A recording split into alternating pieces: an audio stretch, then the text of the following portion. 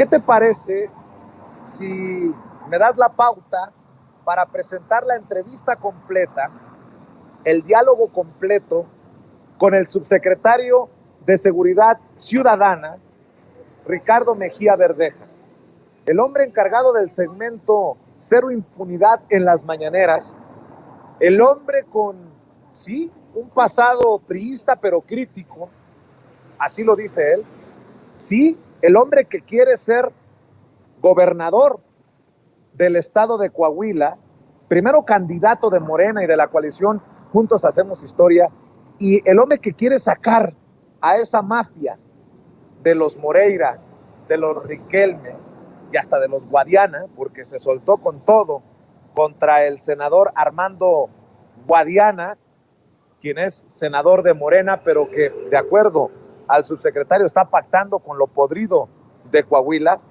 Con ese hombre platicamos ayer largo y tendido en el andador de la calle Madero, aquí en el centro histórico de la Ciudad de México. Caminamos un poco, estuvimos compartiendo impresiones y creo que también hace una defensa importante que termina siendo un periodicazo para los de la oposición, del abrazos no balazos y de la estrategia de seguridad que de acuerdo a las estadísticas, según me dice el subsecretario Ricardo Mejía Verdeja, le están dando la razón, el tiempo y las cifras le están dando la razón al presidente Andrés Manuel López Obrador.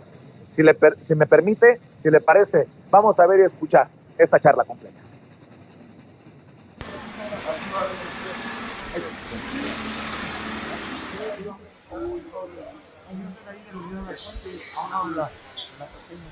¿Y qué pasó con este compañero alcalde de Catepec? Pues ahí sigue todavía ahorita. ¿Ya no lo has buscado? Fui a ver de todo, pero ahorita desafortunadamente no hay chamba. ¿Y qué oficios has tenido? Me da mucho gusto saludar aquí en el andador Madero al subsecretario de Seguridad, Ricardo Mejía Verdeja. Subsecretario, ya tanto tiempo sin vernos. Sí, nos vimos, Vicente, ahí a propósito de pues, lo que tú has tenido que enfrentar por ejercer tu libertad de expresión. Y pues me da gusto verte bien y sobre todo que sin censura y tú en lo personal cada día más consolidados como líderes de opinión y voces distintas a las que estamos acostumbrados. Pues enhorabuena y me da mucho gusto saludarte. ¿Cómo va la cuarta transformación en temas de seguridad? Usted es el, sin raspar y con mucho respeto para la secretaria, usted es el hombre visible en las mañaneras a la hora de informar sobre seguridad. ¿Cómo le está yendo al presidente? ¿Cómo nos está yendo como país en temas de seguridad, subsecretario? Sí, ahí, bueno, pues agradecer al presidente la oportunidad, al licenciado López Obrador y a mi jefa Rosa Isela Rodríguez, que siempre ha sido muy generosa en brindarnos la oportunidad de desarrollarnos en los temas que nos encomiendan. Hay una estrategia nacional de seguridad pública que tiene 3 ejes, que es el blindaje social, el tema de inteligencia y el uso razonable de la fuerza pública, y como lo informan cada 20 del mes, pues las cifras van a la baja en todos los delitos, con excepción de la extorsión, pero incluso en el homicidio doloso, como lo acaba de confirmar el INEGI, ya por primera vez en un periodo ya de más de un año, las cifras siguen a la baja. Y esto implica que pues, la estrategia está funcionando a pesar de pues, las críticas interesadas que muchas veces hay. Parece que muchos periodistas y muchos políticos no quieren entender, subsecretario, que la estrategia de abrazos no balazos es como la pintan, simplona, sin sustento, y va más allá. ¿Y quién para hablar de los abrazos no balazos que usted, subsecretario? Para la gente que nos está viendo en Sin Censura, ¿por qué no aclara nuevamente lo que significa abrazos no balazos? Claro, abrazos no balazos significa tratar de construir una sociedad más fraterna, reconstruir el tejido social para que no tengamos que hacer uso de la fuerza pública y que en lugar de que haya grupos que se enfrentan entre sí y se causan un daño que puede ser letal, pues tratar de construir condiciones sociales de fraternidad social, que es lo que hemos hecho y que es parte de la política de la Estrategia Nacional de Seguridad Pública. Pero como bien ha dicho la secretaria Rosa Isela, abrazos no balazos no significa que estar cruzados de brazos, porque tú lo has visto, además de una política social que trata de blindar que no haya este reclutamiento criminal a nuestros jóvenes o que las sociedades no tengan satisfactores. Además de eso, Vicente, hay un despliegue territorial como nunca en la historia del país, 120,000 efectivos de la Guardia Nacional en cuarteles, pero además usando la inteligencia y las herramientas que nos da la ley, pues todos los días se detienen entre 1,200 y 1,500 personas por diferentes conductas de carácter antisocial, y como tú lo has visto en las mañaneras los jueves, pues informa de acciones relevantes para que no haya crimen sin castigo. Es decir, es una estrategia integral, no como antes, donde era enfrentar la violencia con la violencia, que además con un saldo trágico de letalidad y de violaciones a los derechos humanos. O sea, subsecretario, que es mentira lo que dicen desde la politiquería en la oposición, que el presidente ha pactado con el crimen organizado, con estas detenciones, miles de detenciones de las que habla, pues se va por tierra la estupidez que manejan como narrativa. Claro, es una infamia pensarlo eso, y más con un líder honesto y patriota como Andrés Manuel López Obrador, que jamás pactaría con ningún grupo de carácter delictivo. Y además, como él lo ha señalado, pues nada más partir de la diferencia entre tener un García Luna como secretario de Seguridad, como estuvo 6 años con Felipe Calderón, a tener una mujer honesta y que además con una gran calidad moral como Rosa Isela, pues de entrada hay un mundo de diferencia. Pero además de eso, todos los días se hacen operativos y las mesas estatales de construcción de paz se definen objetivos para, con base en la ley, perseguirlos, detenerlos, someterlos a proceso penal, y ya hay muchas sentencias, como lo informamos todos los jueves en Cero Impunidad. La gran diferencia, Vicente, es que anteriormente era la política de mátalos en caliente, y ahora es la política de hacer detenciones y con base en la ley y la ley del uso de la fuerza, presentarlos ante el Ministerio Público y los jueces. Esa es la pequeña, pero enorme diferencia. Tú sabes que te respeto, te lo he externado por años, subsecretario. Tú, de hecho, trabajaste con el secretario, hoy gobernador, Alfonso Durazo, y te lo pregunto por ese respeto. ¿Qué le falta a México en temas de seguridad para que la cuarta transformación se consolide? Me decía el secretario de Gobernación, Adán Augusto López Hernández, que él sí ve consolidada la cuarta transformación. El presidente habla de tareas pendientes en temas de seguridad. ¿Qué le falta, subsecretario? Bueno, ahorita un reto que tenemos es el tema de la extorsión, en sus diferentes modalidades, desde la extorsión telefónica, que muchas veces es fraude más que extorsión, porque la amenaza no es tal, pero pues aprovechan el miedo social, y estos grupos criminales pues engañan y generan que la gente se despoje a veces de un dinero que le cuesta trabajo obtener para cumplir un tema de riesgo que tienen con algún grupo criminal. Y lo otro es el cobro de piso. Creo que ahí tenemos todavía que avanzar más, pero yo creo que las definiciones que se han hecho en el Gabinete de Seguridad van a ese sentido. Y uno de los grupos que ha tenido ya mermas importantes a partir de la ley, de la aplicación de la ley, pues es el grupo que se conoce como la familia michoacana, donde ha habido detenciones importantes, porque este grupo se dedica mucho a la extorsión, desde autoridades municipales hasta tratar de cobrarle a la gente porque venda huevo, leche, Coca-Cola, cualquier producto, y estamos sobre este tema y yo creo que lo vamos a lograr generar. Y otro tema importante que tenemos que seguir enfatizando es la prevención del delito vía evitar el consumo dañino de drogas, sobre todo las metanfetaminas y el cristal. Creo que son temas que nos demandan una actuación cada vez más estratégica, pero creo que como lo dice el secretario de Gobernación, Adán Augusto, creo que la cuarta transformación se está consolidando y se está construyendo una nueva política de seguridad que va a ayudar bastante al país. También los odiadores de López Obrador hablan de tomar café y no hacer mucho en las reuniones de seguridad. ¿Puede desmentir eso? Y se lo pregunto porque da coraje. Sí. Pareciera que este país se cae a pedazos de acuerdo a la visión de estos que seguramente quieren que regresen los García Luna. Sí, no, de entrada hay un gabinete de seguridad que sesiona todos los días. En muchas ocasiones. A ver, permítame, se acercó un señor. ¿Qué dice? Nuestro próximo gobernador en el estado de Coahuila. ¿Cuál es su nombre? Juan Gerardo Luna Chapa, de la comarca lagunera. Mucho gusto tenerte en persona aquí. Vemos. Gracias a ustedes. En las redes. Sección 35 del CENTE.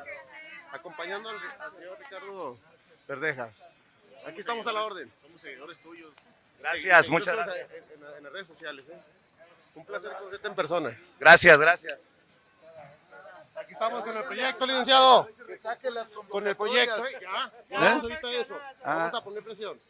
Es que es parte de lo que comentábamos del cacicazgo sindical de Carlos Moreira, que al igual que Rubén, que controla el Estado desde hace 18 años, también han controlado el magisterio y ya saquearon los fondos de pensiones y vamos a, como yo digo, desmoreirizar el sector educativo de Coahuila. Primero Dios, claro que sí. Ya díganle al profesor Cepeda que saque la convocatoria. Vamos para allá, de hecho. Bueno, estoy pendiente. Y cuenten conmigo, ¿eh? Gracias, maestro. Gracias, hasta luego, hermano. Gracias. Salud, gracias a ti, hasta luego. Gracias. Hasta luego. Gusto verlo. Hay que hacer unas reuniones profeso con maestros. Sí, nos ponemos de ¿Cuándo vamos a la laguna? Déjeme terminar con el tema de seguridad y le seguimos con Coahuila. Le decía yo que hay opositores que dicen que ustedes se sientan a tomar café en las mañanas y que no sirven de gran cosa las reuniones del gabinete de seguridad, subsecretario. No, es una gran mentira, al contrario, decirte que son muy útiles, que el propio presidente de la República todos los días de manera religiosa y con mucho orden y mucha disciplina, pues él preside las reuniones del gabinete donde se revisan los principales temas de la agenda de seguridad.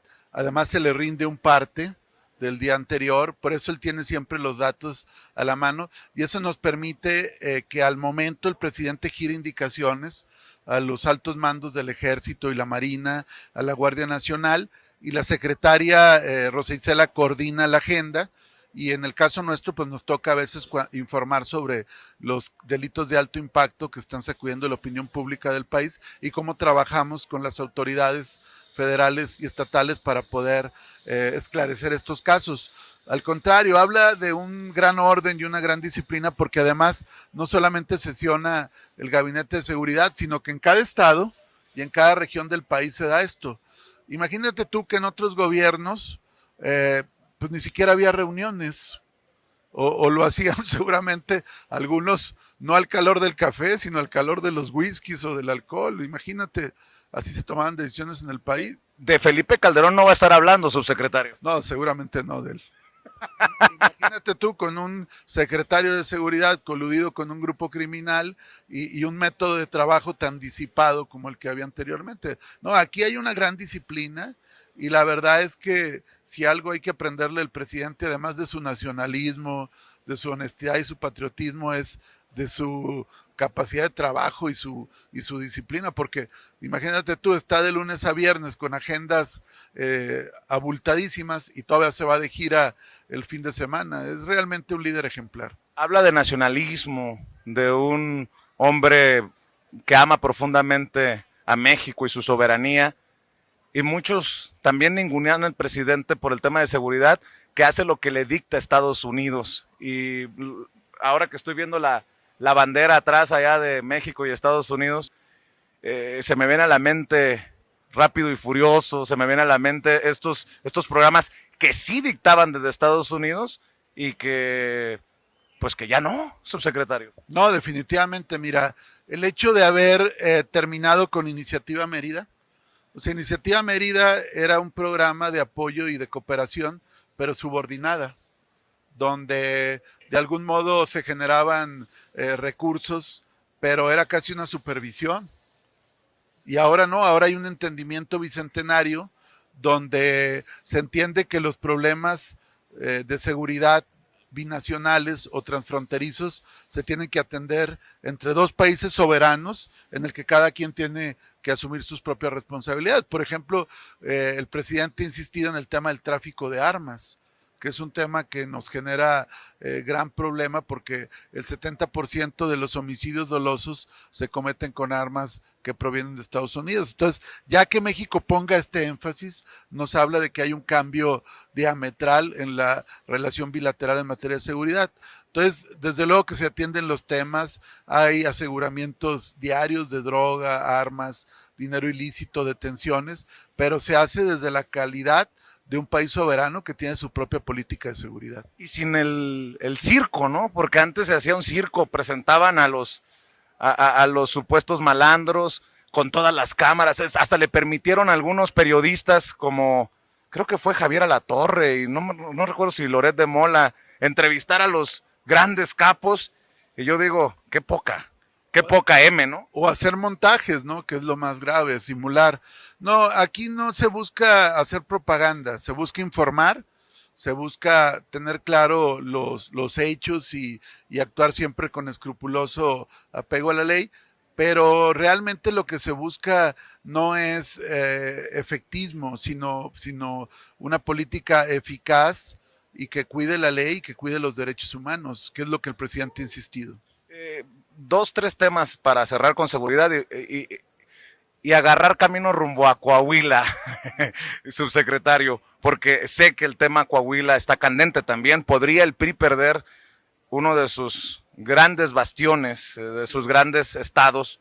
Pero, a ver, incluso en el tema de seguridad a periodistas, yo como periodista amenazado de muerte, usted lo sabe, lo he buscado para comentarlo, me siento hasta ofendido porque se juega con esto de amenazan al periodista o van con mucho respeto para los periodistas que van a la mañana a decirle al presidente me amenazaron.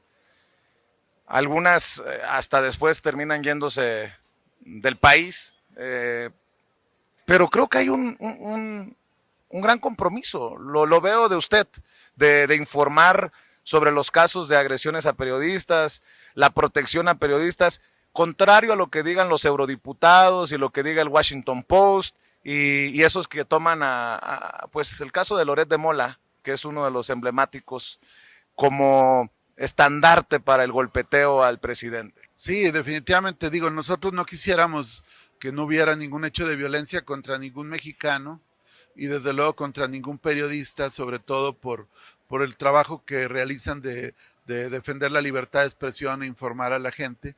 Pero desde el primer momento que ha habido un evento de esta naturaleza, ha habido una respuesta pronta del gobierno, particularmente este año con los casos de la compañera Lourdes Maldonado, el compañero Margarito Martínez y otros 8 casos donde pues prácticamente en todos los casos ya hay detenidos, ya hay sometidos a proceso penal y seguramente pronto tendrán sentencia condenatoria quienes causaron estos hechos de dolor para las familias de los periodistas y para el pueblo de México. Se trabaja con mucha responsabilidad, Vicente, y lo que vemos, como tú lo señalas, es que, por ejemplo, la Unión Europea, pues nada más dice, estamos inconformes con tal o cual evento, o con tal o cual hecho, pero no informan también que ya se hizo detenciones y entonces hacen propaganda con hechos de dolor y nos parece muy poco ético y muy poco responsable que si se informa o se asume una postura frente a un hecho violento, no se asume una postura frente a una detención o frente a una sujeción a proceso de un victimario. ¿A usted se le señala como posible aspirante a la candidatura de Morena en Coahuila, subsecretario? Viendo a la cara, viendo de frente a los familiares de crímenes violentos, de desapariciones, ¿usted puede decirle al pueblo de México que usted trabaja sin descanso todos los días para que se mejore esta situación? Y para aquellos que ven que la situación mejora, pero no a la velocidad que quisieran, ¿qué le dice? Bueno, yo agradezco que muchos compañeros de Coahuila, de la Cuarta Transformación, de Morena, del movimiento social, maestras, maestros, amas de casa, empresarios, ganaderos, estudiantes, trabajadores de Altos Hornos, ferrocarrileros, mineros, pues hayan considerado la posibilidad de que yo participe en el proceso venidero como candidato a gobernador. Yo he sido respetuoso de la ley electoral, pero no puedo dejar de manifestarte, Vicente, que es motivo de honda satisfacción como coahuilense y como miembro del gobierno del presidente Andrés Manuel López Obrador. Desde luego que mi hoja de servicios de transparencia y honestidad está a la vista de todos, y creo yo que si los tiempos electorales y legales lo van marcando y puedo, sin afectar las responsabilidades que tengo, cerrar un ciclo y dedicarme a mi tierra, lo voy a hacer con el mayor compromiso, con la mayor entrega. Soy gente que tengo la misma lógica de trabajo del presidente, el mismo ejemplo. Soy una gente que pues prácticamente trabajo 24/7 todo el año, y que poder servir a mis paisanos pues sería motivo de gran satisfacción. Y tenemos una hoja de servicios limpia. Creo que hemos puesto nuestro granito junto con el gran equipo del Gabinete de Seguridad, primero con Alfonso Durazo, ahora con Rosa Isela como mis jefes directos. Pues hemos puesto nuestro mejor esfuerzo y creemos que con este currículum, con esta trayectoria, podemos presentarnos con mucha dignidad y al mismo tiempo con mucha humildad a pedir el respaldo de nuestros compañeros en su momento. ¿Y qué le dice a los familiares de víctimas de crímenes violentos? ¿Qué le dice a la gente que sigue buscando a sus desaparecidos cuando los resultados parecen no llegar como quisiéramos muchos mexicanos? Insisto, no con la velocidad. Algunos que creemos en la transformación, pues entendemos que esto no va a cambiar de la noche a la mañana, pero hay personas que se cansan de esperar, subsecretario. No, bueno, yo desde hasta el último minuto que esté en esta responsabilidad voy a empeñar toda mi dedicación, todo mi esfuerzo, todo mi profesionalismo, toda mi vocación para poder responder a combatir la impunidad y a mejorar la seguridad pública. Pero te quiero decir, Vicente, que donde yo esté es un compromiso de vida. Como dice el presidente, más que el cargo es el encargo. Y para mí el encargo fundamental que tengo es poder, con vocación de servicio, responder donde estemos. Y el tema de seguridad es un tema que me apasiona, que me he ido especializando cada vez más y que creo que además es un prerequisito, no solamente para devolverle tranquilidad y mejores condiciones a la gente, sino también para que tengamos desarrollo, productividad y una sociedad cada vez mejor. Subsecretario, ¿qué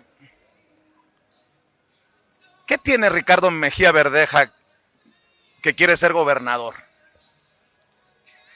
Queremos el cambio para Coahuila. Cuando vengan los tiempos electorales, Vicente, estaremos dispuestos a participar porque hemos vivido un cacicazgo infame. 18 años del control económico, financiero, político de una familia que es la familia Moreira y sus testaferros como Miguel Riquelme, que es el actual gobernador, que han saqueado el Estado de manera terrible. Imagínate tú que tenemos una deuda de más de 40,000 millones de pesos que nos cuesta casi 6,000 millones de intereses, porque ya subieron las tasas de interés, y no es obra pública, ni infraestructura, ni caminos, ni universidades, ni desarrollos, no, es vil y llana corrupción. Y entonces este grupo está acostumbrado a cooptar opositores, a silenciar los medios, por eso los llamados Moreira News, donde nomás por decirte un dato, se paga más a medios corruptos que le hacen el caldo gordo al Moreirato que en obra pública, imagínate. Y eso es lo que hemos vivido. Entonces, la gente ha visto nuestro mensaje y tiene confianza en que podamos ayudar a construir este cambio que requiere nuestro Estado, ¿no? ¿Qué le deja? Que la gente se le acerque así reconociendo el trabajo. Pues de entrada mucha satisfacción porque a mí, te lo digo Vicente, aunque a veces he tenido responsabilidad muy de gobierno y de estar, nunca he perdido el contacto con la gente y la verdad es que es el alimento, la interacción, el convivir con la gente. Y por otro lado, pues es muy motivante, pero también pues mucha responsabilidad, porque uno tiene que quedarle bien a la gente. Y más si el presidente López Obrador y la secretaria Rosa Isela pues nos han conferido una responsabilidad tan importante, ¿no? Subsecretario, ¿hay mafia en Coahuila? Pues la mafia está en el gobierno, está en Palacio Rosa, que es la sede del Poder Ejecutivo. Sí, hay una mafia política y económica que ha saqueado el Estado que capitanea Rubén Moreira y su gerente en turno es Miguel Riquelme, el actual gobernador, pero es todo un entramado de complicidades terribles, de saqueo y de impunidad y de falta de libertades, que ya además, Vicente, nos está costando en términos económicos, porque ahora en el censo último del INEGI, el censo económico, Coahuila es el único estado de la frontera norte del país que no solamente no creció, sino que decreció casi el 3%. Imagínate, mientras que Sonora con Durazo creció casi el 5% de un año a otro, Coahuila decreció casi el 3%. O sea, ya nos está pasando la factura al Estado en pérdida de empleo y falta de desarrollo económico, este Moreirato corrupto y depredador, y por eso tiene que haber un cambio, sin duda. Don Ricardo, tu hoja de profesional está limpia.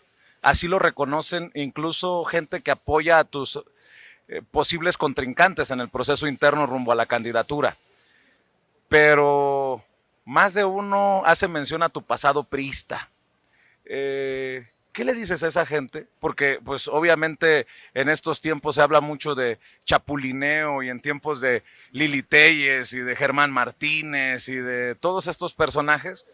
¿Qué le dices a esa gente que pudiera perderse o confundirse en el ruido?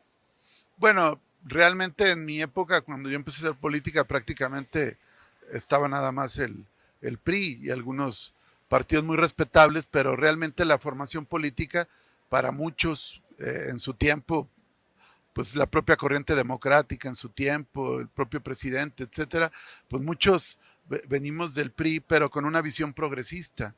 Y tú puedes revisar desde que fui dirigente juvenil en Torreón en 1987, pues que siempre mantuve una postura progresista.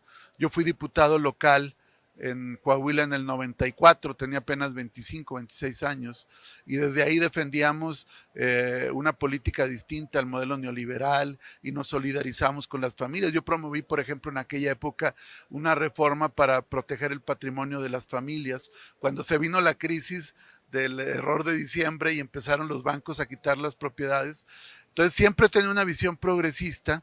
Y entonces yo te puedo decir que mis valores, mis principios, mi lógica de lo que debe ser el gobierno y la administración pública ha sido invariable, siempre del lado del pueblo y sobre todo persiguiendo las injusticias y la impunidad. Pero nunca te vamos a ver levantándole la mano a panistas o diciendo que Felipe Calderón fue el mejor presidente de México, ¿no? No, desde luego, los he combatido. Y además te quiero decir una cosa, cuando fui diputado federal, entre el 2012 y 2015, yo fui, y ahí está el diario de los debates, ahí están los videos que pueden consultar en YouTube, donde yo fui uno, si no uno de los más férreos opositores a las reformas estructurales, desde la reforma educativa, la reforma energética. Yo voté en contra del consejo actual del INE, o sea, siempre estuvimos del lado del movimiento y dimos la pelea con mucha intensidad. Y por eso incluso pues desde esa época siempre hemos traído en contra algunos grupos conservadores y corruptos.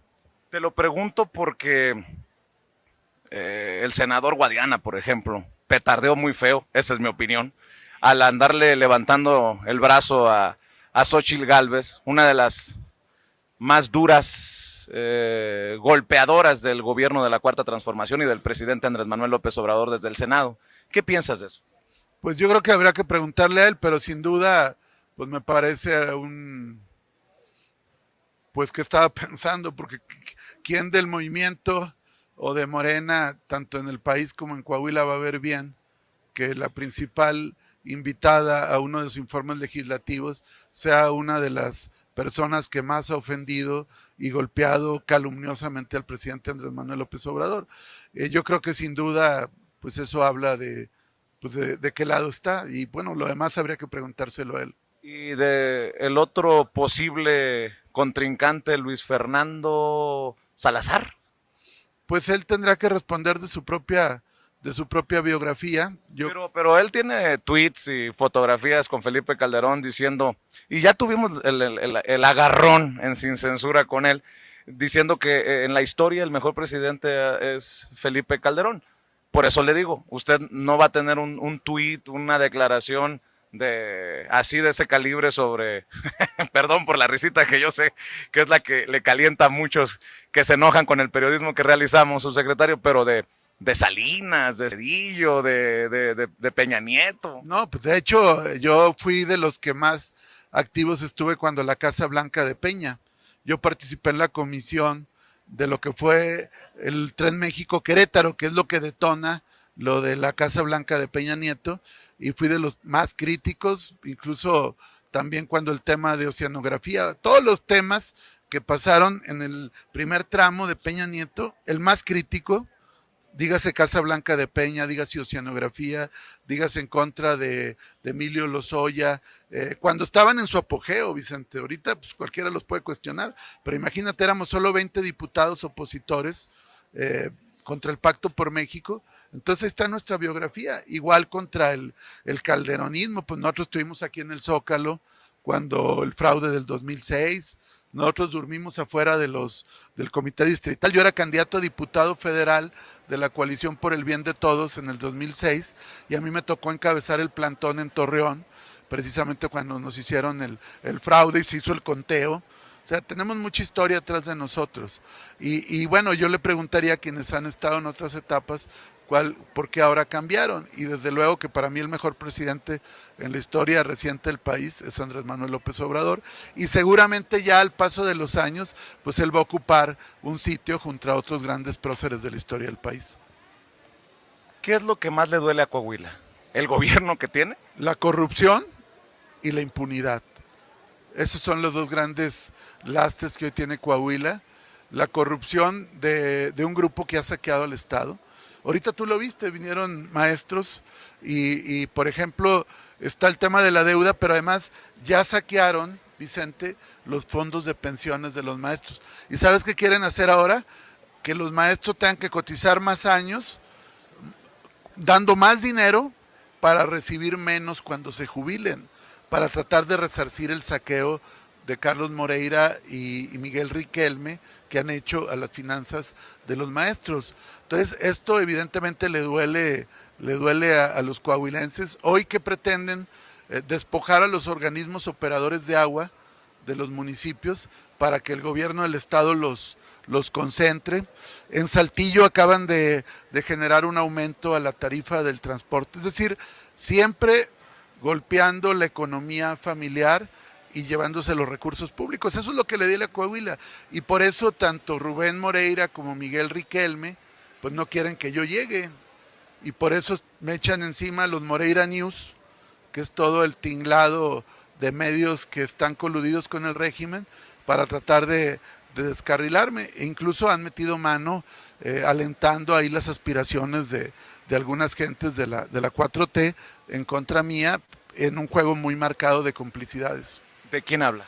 De Guadiana, concretamente, ¿no? Del senador Guadiana, que ya había de algún modo participado conmigo en varias asambleas que tu servidor convocó, y sin embargo de repente lo echan a andar nuevamente, ¿no? Él habla de unidad, pero yo creo que unidad con los Moreira. Yo hablo de unidad con el pueblo, de unidad con la 4T, de unidad con las gentes que quieren un cambio para Coahuila. ¿Hacia dónde va la 4T, para ir cerrando, subsecretario? ¿Hacia dónde va la 4T del presidente Andrés Manuel López Obrador con estos pactos o como le quiera llamar, de los que está denunciando aquí en Sin Censura de Guadiana. Ayer entrevistaba a Ricardo Monreal. Yo he dicho que el reto más importante de la 4T está al interior de la 4T. ¿Cómo va a llegar Morena, el movimiento, al 2023, que está en juego Coahuila, el Estado de México, los dos bastiones más importantes del PRI, y después a la grande, la de 2024? Vamos a llegar muy fortalecidos y además cada vez involucrando a más gente. Lo que hemos logrado nosotros avanzar en estos meses, insisto, respetando la ley, pero aprovechando mi tiempo libre y el derecho constitucional de asociación y de reunión que tenemos, lo que hemos estado generando, Vicente, es que cada vez más sectores se sumen. Sectores de clase media, trabajadores de Altos Hornos, ferrocarrileros, maestras y maestros, como tú lo pudiste ver, agricultores, gente que quiere realmente un cambio para Coahuila. Entonces vamos a llegar muy fortalecidos. Claro que a ciertas gentes que han estado muy amafiadas con el gobierno actual, en un juego arreglado, pues ¿Se refiere al gobierno actual de Coahuila? Claro, al gobierno actual de Moreira y de Riquelme, pues ellos están tratando de descarrilar esto, pero les vamos a dar una sopa de su propio chocolate, vamos a llegar cada vez más fuertes, más, se va a derrumbar el PRI y el PAN, porque ya hoy mismo mucha gente ya no quiere pues seguir subordinados a los Moreira, que no solo han agraviado a Coahuila, también a muchos de sus propios correligionarios del PRI, y vamos a llegar fuertes y también vamos a llegar muy fuertes en el 2024. ¿Usted ya tiene gallo o corcholata para el 2024? Yo tengo un proyecto que es el del presidente Andrés Manuel López Obrador y tengo amigas y amigos en la Cuarta Transformación y yo creo que llegado el momento vamos a salir muy unidos. Y para cerrar, pues han de estar muy jodidas las encuestas, subsecretario, porque de acuerdo a las encuestas en Coahuila, usted está en un distante tercer lugar y a mí me sorprende porque usted es el más visible de los tres en estos momentos, porque tiene el escaparate del cero impunidad y de los reportes de seguridad en la mañanera. No, y además un trabajo de muchos años, pero esas son las encuestas de Palacio. Son las que paga Riquelme y Moreira y que tratan ahí de meter ruido al proceso interno, pero pues eso no se los cree nadie. Y la verdad yo te puedo decir que hay cuando menos 7, 8 encuestas que me favorecen, pero lo más importante es que tú ve a Coahuila y platica con la gente de abajo y platica con la gente y ellos te van a decir, esa es la verdadera encuesta, no la que paga Riquelme para querer favorecer a un candidato a modo, a un esquirol para tratar de golpear una candidatura fuerte como puede ser la nuestra en su momento. ¿Guadiana Esquirol? El que sabotea un movimiento de cambio para favorecer a los que están, pues esa es la definición. En un movimiento sindical, el que se colude con los patrones para golpear a la base trabajadora se llama esquirol. ¿Y qué le dijo el presidente cuando o pidió usted luz verde para buscar competir? Pues fue para lo de la revocación de mandato, que le pedí porque precisamente Riquelme estaba saboteando y bloqueando el proceso de revocación, entonces yo pedí autorización para usar mis vacaciones e irme a Coahuila, y él lo vio bien, como lo vio en una mañanera que lo dijo acá, y por lo demás él es respetuoso de los procesos internos, pero yo sí tengo un compromiso de ir a defender la Cuarta Transformación en Coahuila, y tengo las credenciales para defender a la Cuarta Transformación, ni modo que la vaya a defender quien se colude con los peores adversarios del presidente de la República o que presume cercanía con Calderón, imagínate. Espero que esta entrevista no sea censurada por el INE, por Lorenzo Córdoba, Ciro Murayama, luego nos vayan a decir que, no qué sé yo, queda claro lo que pienso de Ciro Murayama y de Lorenzo Córdoba, y me imagino que usted ha sido también cuidadoso en ese sentido. He sido cuidadoso, pero yo fui representante ante el INE cuando el fraude del 2012. ¿te acuerdas tú del Monex Gate y del exceso de gastos de campaña de Peña? Y ahí pues me enfrenté a varios de ellos en términos políticos y pues los conozco muy bien, pero pues estamos haciendo uso de nuestros derechos políticos, de nuestra capacidad democrática y desde luego que no debe haber censura, por eso sin censura. Le agradezco mucho, subsecretario. Ahí Gracias, estamos. Vicente. A la orden. Estamos, ¿eh? Gracias.